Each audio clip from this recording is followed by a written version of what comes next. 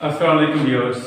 Last अपनी video के अंदर मैंने आपको बताया था difference between reaction and response. Reaction में और रिस्पांस में फ़र्क। और मैंने आपको ये भी कहा था कि अपनी नेक्स्ट वीडियो के अंदर मैं आपको बताऊंगा how to convert your reaction into your responses. ठीक है बेटा जी। और कुछ ग्राफ आज मैंने आपके लिए ड्रॉ किए हुए हैं। तो हाउ टू कन्वर्ट जी, पहली बात ये है कि convert your reaction into response is a life long process. ये जिंदगी भर का प्रोसेस है, especially if you are a man of fiery temperament, if you are a man of emotional nature, if you easily get flare, अगर आप जल्दी जो है वो अपने आप से बाहर आ जाती है, if you lose temper too soon, अगर आप बहुत जल्दी अपना इश्तियाल में आ जाते हैं, if you get provoke very easily, अगर आप बहुत जल्दी गुस्सा खा जाते हैं, तो बात बंदे होते हैं, बात बड़े काम नेचर के होते हैं, उनके लिए बड़ा आसान है to convert their reaction into their response. But if you are emotional being, you will find a bit of difficulty to convert your reaction into response, but don't get disheartened because it's a lifelong process, क्योंकि ये जिंदगी भर का process है, एक दफा नहीं हो जाएगा। ठीक है ना, हो सकता है और लाजमी नहीं है कि एक दफा आप कभी बहुत पहले क्या करेंगे, आप रिएक्ट करेंगे, फिर कभी कभी सोचेंगे यार अच्छा, जब रिएक्ट कर जाएंगे ना तो and after showing your reaction you stay calm, then you start thinking I should not have behaved in that way, मुझे ऐसा नहीं करना चाहिए था। रिएक्शन हमेशा बात याद रखिएगा, it will always produce repentance, a sense of remorse, एहसास नदामत पैदा करेगा आपके अंदर, and you will not have any sense of repentance if you respond to a situation। Response कभी आपके अंदर एहसास नदामत पैदा नहीं करेगा। उसके सॉल्यूशंस हैं, कोई मसला नहीं, आहिस्ता आहिस्ता अपने आप को उस काम पे लाएं, क्योंकि देखें ना आप कितने बड़े होने जा रहे हैं। आप उस औकाब की तरह इस सारी सूरत हाल से बेनियाज होके लोगों की गालियों में दुआओं के अंदर कन्वर्ट करने जा रहे हैं। और ये रसालत इमाम अलैहिस्सलाम का तरीका है, ये अल्लाह के बंदों का तरीका है। ये जो मैं एक्सप्लेनेशन दे रहा हूँ, साइकोलॉजी कह रही, मजहब भी यही, मजहब आपको 14 साल पहले कह गया, मजहब एक कोडेड फॉर्म होती है मोरालिटी की। ये सारा जो मोटिवेशन स्टफ होता है उसको डीकोड करता है, उसकी डाइल्यूटेड फॉर्म होती है। All the motivational stuff, it's the diluted form of religious principles. These are laws of nature. अगर आप laws of nature पे आ जाते हैं तो आप बड़े हो जाएंगे। बड़े लोग जो है वो पैदाइशी माँ के पेट से नहीं आएंगे, बड़े अपने रवैयों की वजह से बनेंगे। और रवैये कहां से जन्म लेंगे? आपकी सोच से जन्म लेंगे। ठीक है बेटे जी। अब किसी ने आपको गालियां दी, आपको बुरा भला कहा, when you get provocation, इश्तियाल किसी बंदे की तरफ से आया, तो अब आप क्या कर सकते हैं? इस्लाम भी यही करता है, क्या कहता है? Take some time before you react. React करने से पहले थोड़ा सा टाइम लो, एक खा लो। दूसरा, टेक डीप ब्रेथ, लंबे लंबे सांस लो।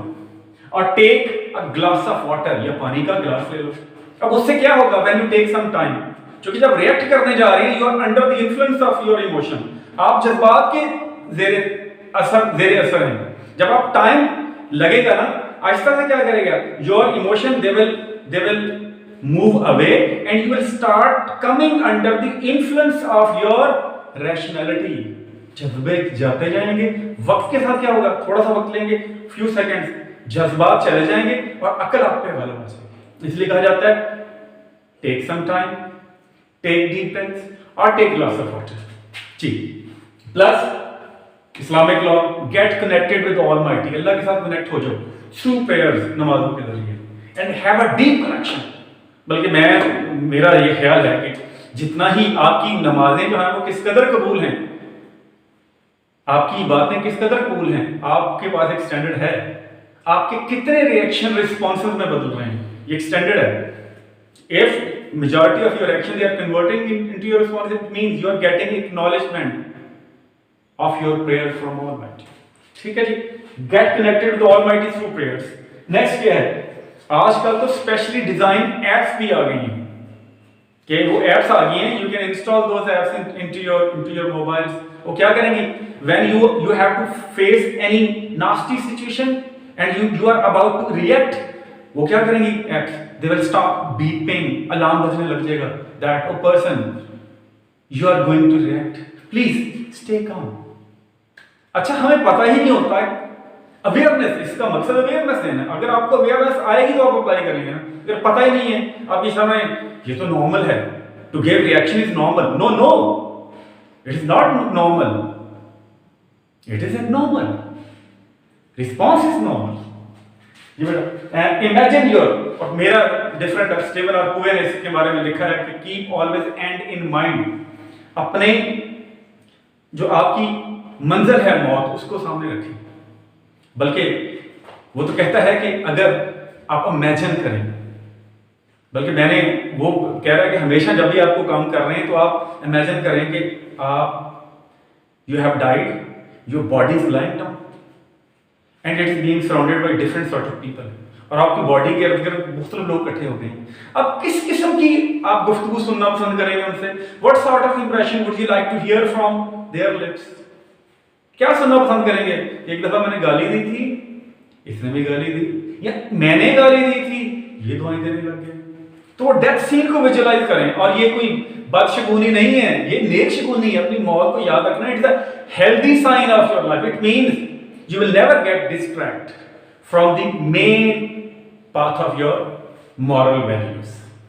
तो imagine your death scene, imagine that you have died, और लोग आपके क्या सुनना पसंद करेंगे। अगर आप इसको करेंगे ना तो आप देखेंगे आपको बहुत फायदा होगा, और आप सोचेंगे नेक्स्ट आपको रिएक्ट करना है, ये रिएक्शन देना है। और कोई मसला नहीं, शुरू में हो सकता है आप रिएक्शन रिस्पॉन्स बहुत अच्छे बनाना भाई। मैं शुरू में नहीं कहता कि आप इस टॉप मोस्ट स्टेज पे पहुंच जाए। शुरू में आप बहुत बेहतर आप अवॉइड करना शुरू कर दें, बंदा आपको अच्छा नहीं लगता, stay away from that particular person, कोई मसला नहीं, अवॉइड करें। थोड़ा सा और मजबूत हो जाएंगे, अब वो आपको कुछ कह रहे हैं तो क्या है, आप क्या कूल रहते हैं, खामोश हो जाते हैं। आप उससे लेवल, आपका रूहानियत का लेवल बढ़ेगा, तो then you will try to be up to the top most level in which you will return far better than what you receive from the other person, ठीक है ना। और ये बड़ी खूबसूरत कहानी है। क्रिकेट के अंदर भी स्लेजिंग एक वर्ड है, स्लेज, SLEDGE, स्लेज। स्लेज होता है बॉलर जो होता है गालियां देता है बैट्समैन को, ऐसे बॉडी लैंग्वेज से, yell, abuses, he calls his names, उसको गालियां देता है। आगे सबसे कम बैट्समैन वो होता है जो आगे से रिएक्ट नहीं करता, रिस्पॉन्स देता है। और यहाँ सचिन तेंदुलकर की आपको बताऊं कि he was person whom sledging has never bothered, वो ऐसा बंदा था जिसको स्लेजिंग ने कभी परेशान नहीं किया था, वो काम नहीं था, ठीक है जी। और इससे पहले कि हम अपनी वीडियो खत्म करते हैं, मैंने इससे अपनी प्रीवियस वीडियो में कहा था कि मैं आपको बताऊंगा, सोल्यूशन बताऊंगा कि how to deal with toxic people, जहरीले लोगों से कैसे डील करना, how to deal with double face people, दोहरे चेहरे वाले लोगों से कैसे डील करना है, and how to deal with hypocrites और मुनाफिकों से कैसे डील करना है। Simple solution, and you will get away from their access, आप उनकी पहुंच से बाहर हो जाएंगे। Never react, always respond to whatever they give you, mean always try to return far better than what you receive from them। ये मेरा फिक्र याद रखिएगा, ये इतना आसान नहीं है लेकिन नामुमकिन भी नहीं है। always return far better than what you receive from them, उनसे जो वसूल करते हैं उसके मुकाबले उन्हें बेहतर दो। गालियां वसूल कर रहे हैं तो दुआएं दे दो, स्लेजिंग कर रहे हैं, बुरा कह रहे हैं, बैक बाइटिंग कर रहे हैं तो कॉम्प्लीमेंट भेज दो। आपको पता चले फलां बंदा आके कहेगा जी वो बंदा आपको बुरा कह रहा था, आप कहेंगे, तो आप क्या कहेंगे? आप कहेंगे मेरी तरफ से मैं दुआएं देना यार, उन्हें कहना मैं तुम्हें बहुत अच्छे लफ्ज़ों में याद कर रहा हूं। This is how you will get away, far away from their access, आप उनके कंट्रोल से बाहर हो जाएंगे, and they won't be able to harm you no matter how lethal they are। This is the only solution you can apply while dealing with such sort of people। Allah Hafiz।